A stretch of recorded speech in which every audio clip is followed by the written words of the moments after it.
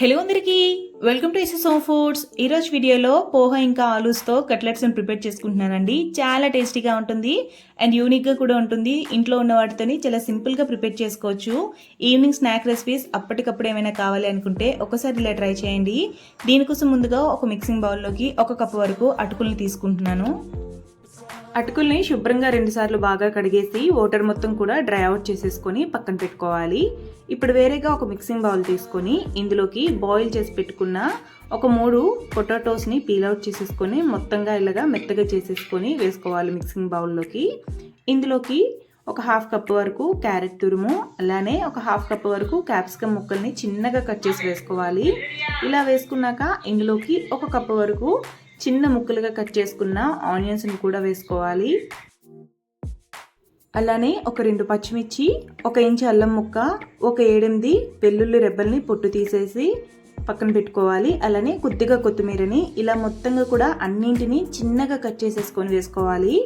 ఇలా అన్నింటినీ వేసుకున్నాక మనం ముందుగా వాటర్ని డ్రై అవుట్ చేసేసి పెట్టుకున్నాం కదా, అటుకులను కూడాను వాటర్ మొత్తంగా పిండేసుకొని వేసుకోవాలి.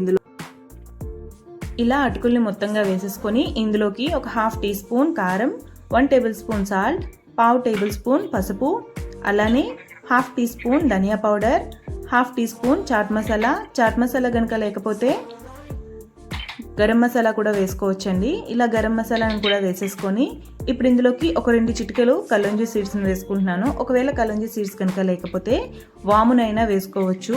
ఇలా మొత్తంగా స్పైసెస్ అన్నీ కూడా బాగా మిక్స్ అయ్యేటట్టు బాగా కలిపేసుకొని చేత్తో మూత పెట్టేసి ఒక 10 నిమిషాలు పక్కన పెట్టుకోవాలి.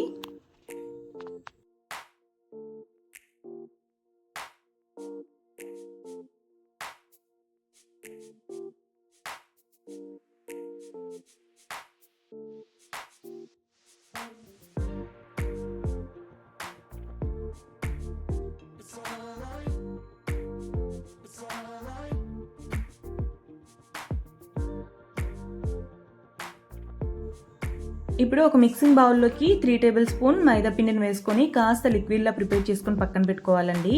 ఇలా మైదా పిండిని ప్రిపేర్ చేసుకోవడం వల్ల మనం ప్రిపేర్ చేసుకున్న కట్లెట్స్కి పైన బైండింగ్ అనేది చాలా చక్కగా క్రంచీగా ప్రిపేర్ అవుతుంది. ఇలా కాస్త వాటర్ని వేసుకొని ఎక్కడ ఉండలు లేకుండా కలిపేసి పక్కన పెట్టుకోవాలి.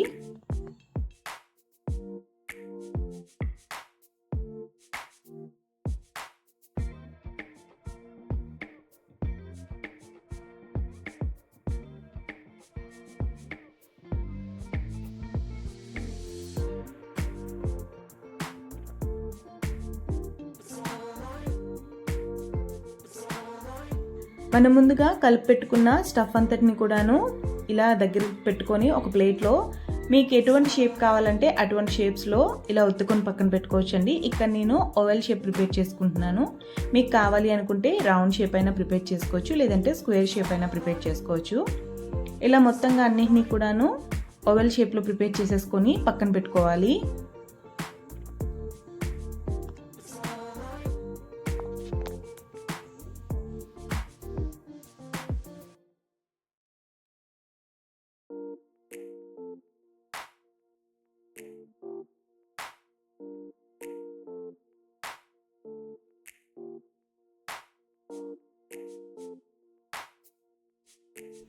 అన్నింటినీ ఇలా ఓవెల్ షేప్లో ప్రిపేర్ చేసుకొని పక్కన పెట్టుకుంటున్నాను. ఇప్పుడు ముందుగా మనం ప్రిపేర్ చేసుకున్న మైదా లిక్విడ్లో ఇలా ఒకసారి డిప్ చేసుకొని పక్కన ఉన్న సేమియాలో ఒకసారి ఇలా రోల్ చేసుకుంటే సరిపోతుందండి.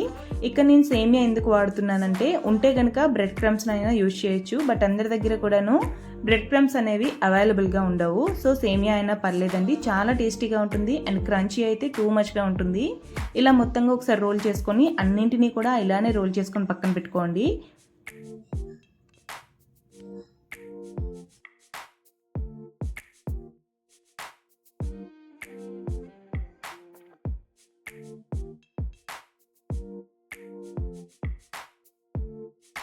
ఇలానే అన్నింటినీ కూడా డిప్ చేసుకొని ఇలా సేమియాలో రోల్ చేసుకొని పక్కన పెట్టుకోవాలి. ఇప్పుడు స్టవ్ ఆన్ చేసి కడాయి పెట్టుకొని డీప్ ఫ్రైకి సరిపడా ఆయిల్ వేసుకోవాలండి.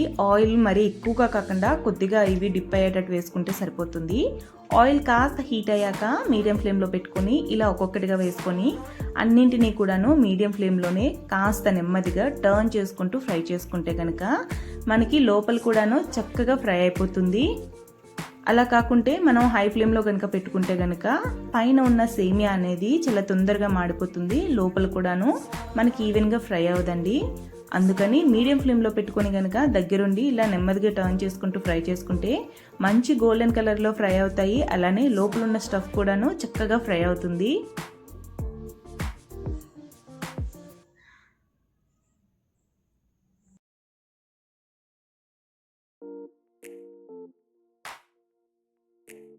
ఇవి కాస్త గోల్డెన్ కలర్ వచ్చేసరికి స్ట్రైనర్లోకి తీసేసుకొని వేరే బౌల్లోకి వేసేసుకోవాలండి. ఇంతే అండి, ఎంతో టేస్టీగా అవైలబుల్ ఐటమ్స్తోనే చాలా సింపుల్గా ఇంట్లోనే స్నాక్ రెసిపీని చక్కగా ప్రిపేర్ చేసుకోవచ్చు.